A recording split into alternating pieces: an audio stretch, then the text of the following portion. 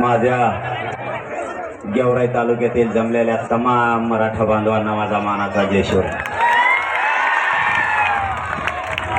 गेवराईची मात्र कमालच असते.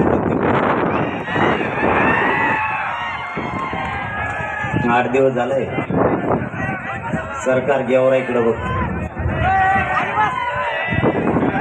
आणि गेवराईत अशी लाट उसळती कधी पण की पुरा महाराष्ट्र गेवराईमुळे कामाला लागतो. आजही पुन्हा एकदा या गेवराई तालुक्यातल्या मराठ्यांनी पाऊस असतानाही एकजूट दाखवली. बरं का? त्याबद्दल तुमचं खरोखर मनापासून कौतुक. आपला संघर्ष मराठा आरक्षणासाठी आणि घोंगडी बैठक, या घोंगडी बैठकीचा शुभारंभ गेवराई तालुक्यातून होतोय. गेवराई तालुक्यापासून पुन्हा एकदा या घोंगडी बैठकीला, मराठा आरक्षणासाठी ही घोंगडी बैठक हिचा शुभारंभ आजपासून सुरू झाला. ही झंझावात महाराष्ट्रातल्या प्रत्येक तालुक्यात आता घोंगडी बैठक होणार आहे. मराठा तालुक्यातला ताकदीनं मराठा समाजाला आरक्षण मिळावं म्हणून एकजूट राहणार आहे. कोणी काही करू द्या, मराठा कोणालाच रोखत नाही. आता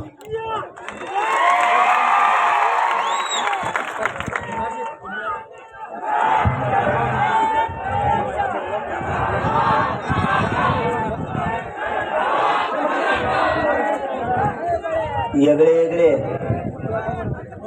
षड्यंत्राने डाव आणले तरी मराठा हटला. मायबापावर रात्री चर्चा झाली. सरकारचे कॅबिनेट मंत्री अब्दुल सत्तार साहेब रात्री आले होते.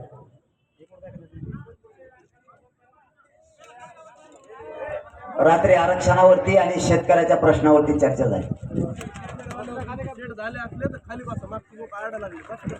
त्यांनी खूप हात खोल घालून बघितलं. तुम्हाला कळत आहे का? ओली हिंदी काय आणली ती, पण शेवटी ते बाहेर आल्यावर ते म्हणले याला ओळखीनं कठीणच यावं. मी त्यांना साधं सांगितलं, माझ्या जातीच्या आणि माझ्या जातीच्या लेकरातल्या डोळ्यातले मी अश्रू नाही बघू शकत.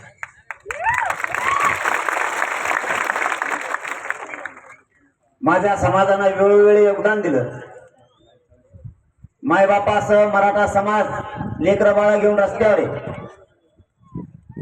त्यांचं योगदान मी जिवंत आहे तोपर्यंत वायाला नाही जाऊ देणार.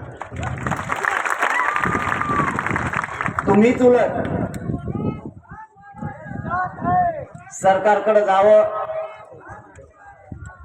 आणि देवेंद्र फडणवीस साहेबांना सांगा की काही करा, पण मराठ्यांचं आरक्षण द्या. माझी तुमच्या वतीनं पुन्हा एकदा विनंती या सरकारला आणि देवेंद्र फडणवीस साहेबांना, उद्याच्या कॅबिनेटला तुम्ही चाललाय,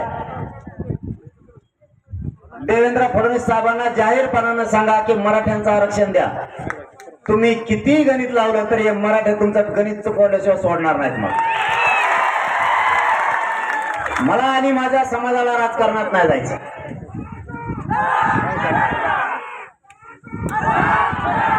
आमची इच्छा सुद्धा नाही राजकारणाकडे जायची. रात्रीची झालेली चर्चा मी तुमच्या पुढे नाही मांडू, तो मांडू कोणा पुढे. मला आणि माझ्या समाजाला राजकारणात नाही जायचं. देवेंद्र फडणवीस साहेबांना तुम्ही सांगा आमचं आरक्षण द्या, आणि त्यांना जाहीर सांगितलं तुम्ही नाही दिलं तर तुमचे 113 आमदार पाडल्याशिवाय मी गप्प बसणार नाही.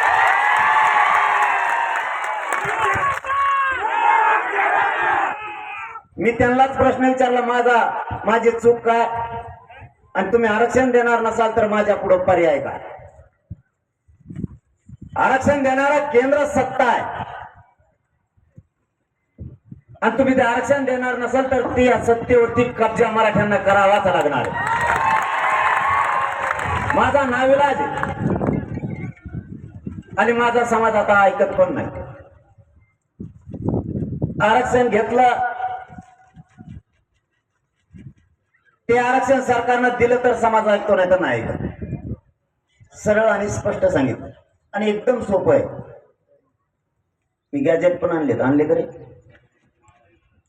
गॅजेट पुढे 3ही गॅजेट उपलब्ध झाले. हैदराबादचं गॅजेट पण, सातारा संस्थांचं पण आणि बॉम्बे गव्हर्नमेंटचं पण 3ही आणले. 3ही मराठा बंदी. आणि जो कोण